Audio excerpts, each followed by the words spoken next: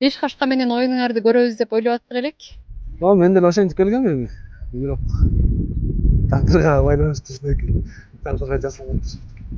Негизи беш кашканын командадагы орду канчалык эле? Орду жакшы эле болчу, чоң ойун алат. Жакшы уже тажрыйба алып атты деп коет. Алат менен Көгбөрүдө өзүнүн орду бар аттыр эми. Бул жолу алууга мүмкүн болгон жок. Азыркы минип аткан аргымак кандай экен? Эмне болчудай оюн? Азыркы эми тандап көрүп атабыз, ошол 1-2 ат бар. Ошонун кайсысы ылайык келсе ошону эмес го.